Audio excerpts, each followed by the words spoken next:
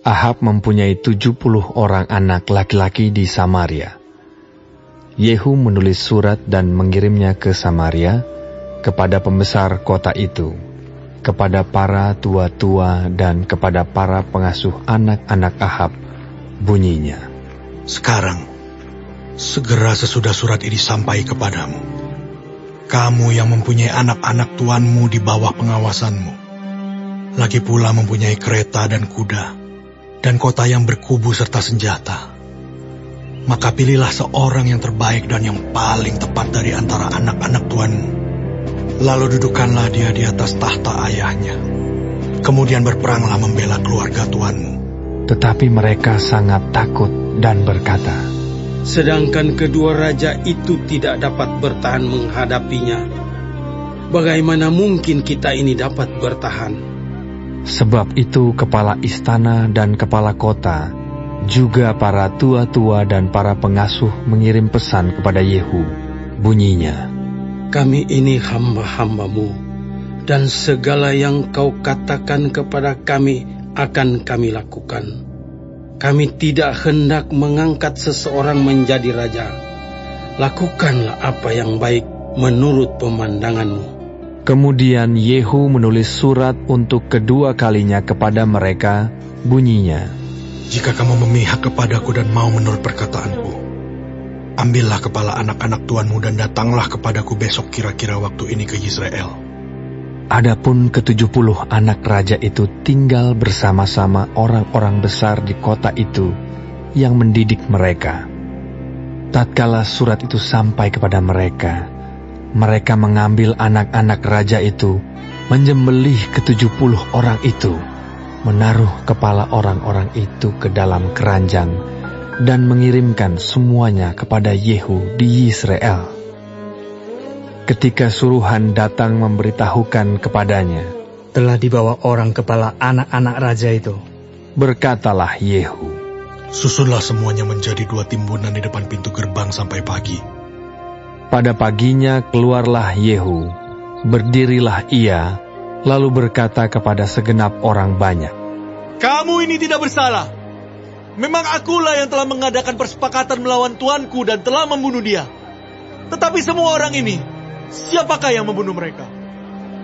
Ketahuilah sekarang, bahwa firman Tuhan yang telah diucapkan Tuhan tentang keluarga Ahab, tidak ada yang tidak dipenuhi. Tuhan telah melakukan apa yang difirmankannya dengan perantaran Elia hambanya. Lalu Yehu membunuh semua orang yang masih tinggal dari keluarga Ahab yang di Yisrael, juga semua orang besarnya, orang-orang kepercayaannya dan imam-imamnya.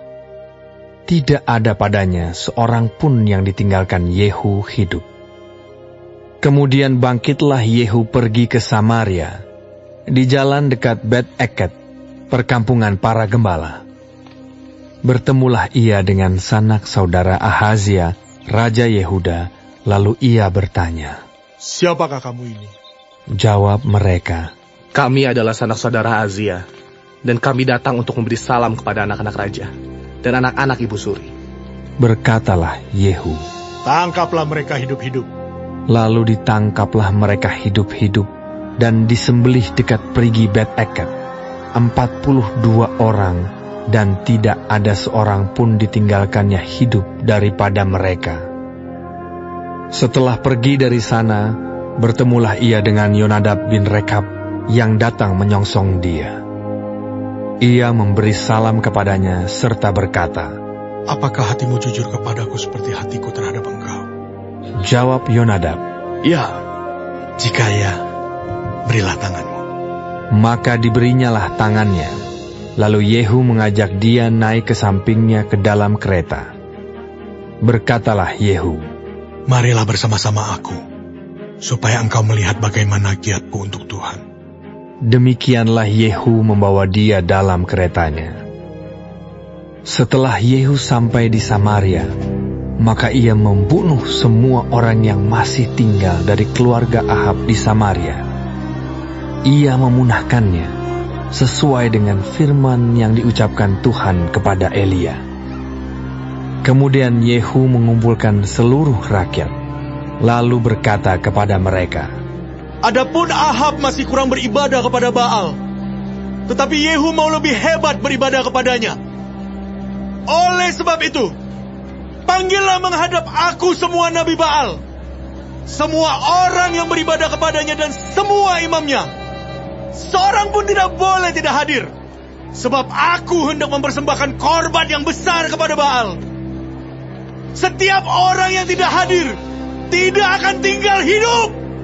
Tetapi perbuatan ini adalah akal Yehu, supaya ia membinasakan orang-orang yang beribadah kepada Baal. Selanjutnya, Yehu berkata, tentukanlah hari raya perkumpulan kudus bagi Baal. Lalu mereka memaklumkannya. Yehu mengirim orang ke seluruh Israel. Maka datanglah seluruh orang yang beribadah kepada Baal. Tidak seorang pun yang ketinggalan. Lalu masuklah semuanya ke dalam rumah Baal, sehingga rumah itu penuh sesak dari ujung ke ujung. Kemudian berkatalah Yehu kepada orang yang mengepalai gudang pakaian, keluarkanlah pakaian untuk setiap orang yang beribadah kepada Baal. Maka dikeluarkannyalah pakaian bagi mereka. Sesudah itu masuklah Yehu dan Yonadab bin Rekab ke dalam rumah Baal. Lalu berkatalah ia kepada orang-orang penyembah Baal di situ, periksalah dan lihatlah, supaya jangan ada di antara kamu di sini seorang pun dari hamba-hamba Tuhan, melainkan hanya orang-orang yang beribadah kepada Baal. Lalu masuklah mereka untuk mempersembahkan korban sembelihan dan korban bakaran. Adapun Yehu telah menempatkan 80 orang di luar dan telah berkata, siapa yang membiarkan lolos seorang pun dari orang-orang yang kuserahkan ke dalam tanganmu, nyawanya lah ganti nyawa orang itu. Setelah Yehu selesai mempersembahkan korban bakaran, berkatalah ia kepada bentara-bentara dan kepada perwira-perwira, masuklah, bunuhlah mereka, seorang pun tidak boleh lolos. Maka dibunuhlah mereka dengan mata pedang, lalu mayatnya dibuang. Kemudian masuklah bentara-bentara dan perwira-perwira itu ke gedung rumah Baal. Mereka mengeluarkan tiang berhala rumah Baal itu, lalu dibakar. Mereka merobohkan tugu berhala Baal itu, merobohkan juga rumah Baal, dan membuatnya menjadi jamban. Begitulah sampai hari ini. Demikianlah Yehu memunahkan Baal dari Israel. Hanya Yehu tidak menjauh dari dosa-dosa Yerobeam bin Nebat, yang mengakibatkan orang Israel berdosa pula, yakni dosa penyembahan anak-anak lembu emas yang di Betel dan yang di Dan.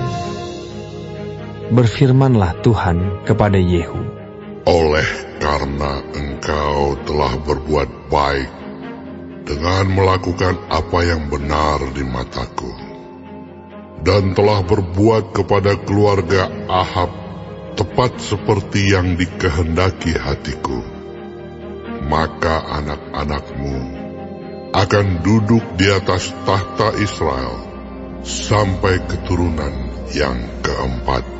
Tetapi Yehu tidak tetap hidup menurut hukum Tuhan Allah Israel dengan segenap hatinya.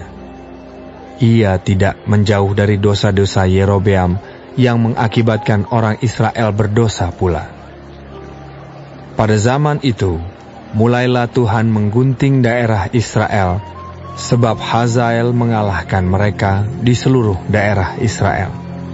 Di tepi sungai Yordan dengan merebut seluruh tanah Gilead, tanah orang Gad, orang Ruben, dan orang Manasye, mulai dari Aroer yang di tepi sungai Arnon, baik Gilead maupun Basan.